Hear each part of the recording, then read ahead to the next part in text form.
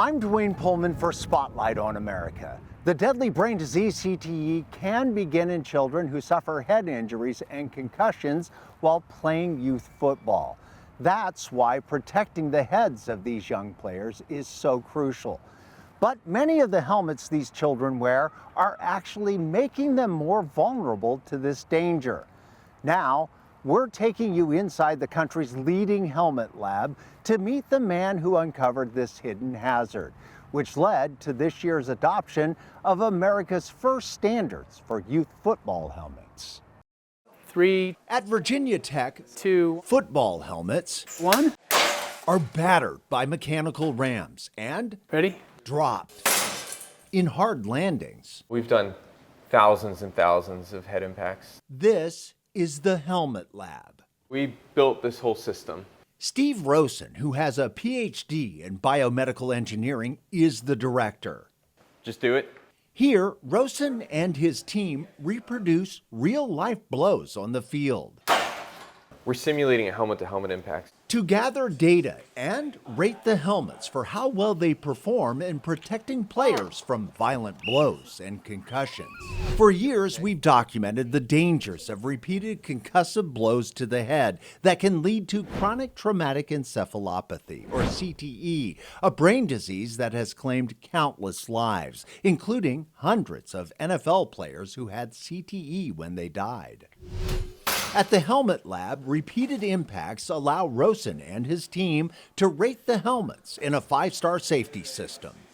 So the ultimate is a 5-star. Right. And competition for that coveted 5-star status has been a game changer, producing much safer helmets that are now protecting players across America. Better now than ever.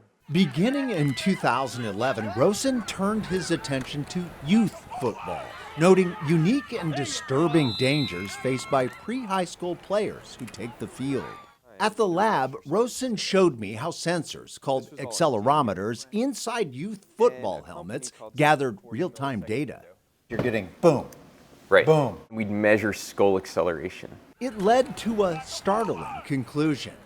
In this study of youth concussion risks that Dr. Rosen co-authored and published in 2019, it states children are more vulnerable to brain injury than adults because they have differences in tolerance to concussion. A college football player, typical concussion at the time was around 100 Gs. What we were seeing in the youth football players was about 60 Gs. So it's 40% less. Just as surprising, Rosen says, is another vulnerability of children, caused by their head-to-body ratio. They have a bigger head and weaker neck. That weakness, Rosen says, causes young players to be susceptible to head injuries, not just from helmet-to-helmet hits, but from impacts with the turf. So your body hits the ground, and then your head follows through.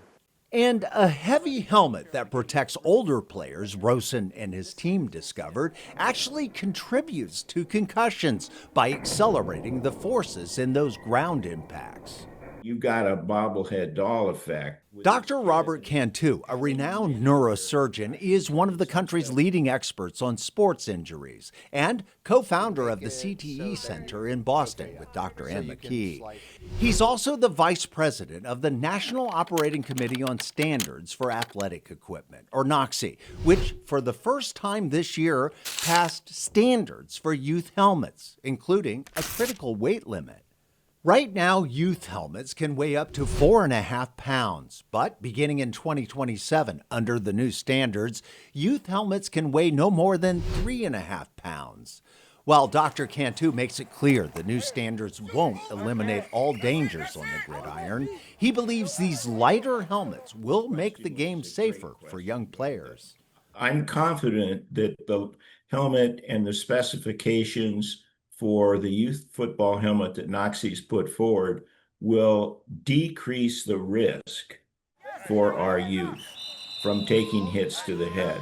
Back at Virginia Tech's Helmet Lab, Rosen and his team are proud of their pivotal role in detecting dangers and providing better protections for children who play the game. These helmets are doing a better job at reducing the forces across every head impact that you're seeing. The new youth standards, which include those lighter helmets, are scheduled to go into effect in September of 2027. But there are serious questions about the cost of making that happen.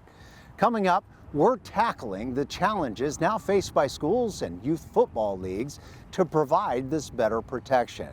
I'll take a close look at that in the days ahead. I'm Dwayne Pullman for Spotlight on America.